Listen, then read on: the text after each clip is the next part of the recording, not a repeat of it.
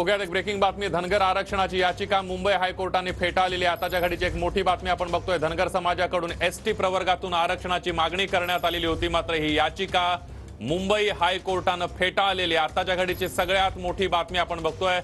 धनगर समाजाचं, संपूर्ण धनगर समाजाचं या सुनावणीकडे लक्ष लागलेलं होतं, मात्र आताच्या घडीची एक मोठी बातमी। धनगर आरक्षणाची याचिका मुंबई हायकोर्टाने फेटाळली आहे। धनगर समाजाकडून एसटी प्रवर्गातून आरक्षणाची मागणी करण्यात आलेली होती, मात्र ही याचिका आता मुंबई हायकोर्टाने फेटाळली आहे।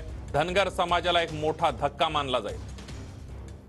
थेट जाऊयात, आपले प्रतिनिधी अक्षय कुडकेलवार आपल्या सोबत आहेत। अक्षय, आपण जर बघितलं तर 2018 पासून धनगर समाजाला एसटी मधलं आरक्षण मिळावं यासाठीची याचिकेवरती सुनावणी सुरू होती। मात्र ही सुनावणी सुरू असतानाच आज न्यायालयाने निकाल दिलेला आहे। सुनावणी पूर्ण पार पडली होती। मात्र आता काही वेळापूर्वी न्यायालय जस्टिस पटेल आणि जस्टिस कमल खटा यांच्या खंडपीठाने निर्णय दिलेला आहे की अशा पद्धतीच्या आरक्षणाच्या विषयात आम्हाला हस्तक्षेप करता येणार नाही। धनगरांना एसटी मधलं आरक्षण देणं हा आमचा अधिकार नाही, हा सर्वस्वी अधिकार संसदेचा आहे, संसद मंडळाचा आहे।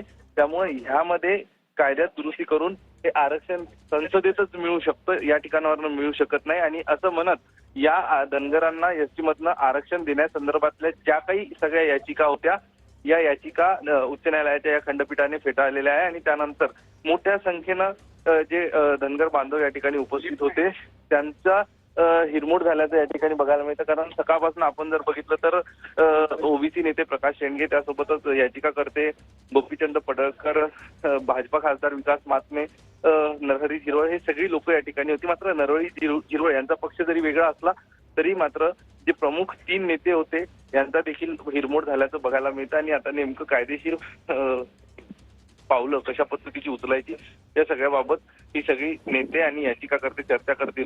विविध 8 याचिका या सगळ्या धनगरांना एसटी मधनं आरक्षण मिळावं। अक्षय, धन्यवाद दिलेल्या सविस्तर माहितीबद्दल।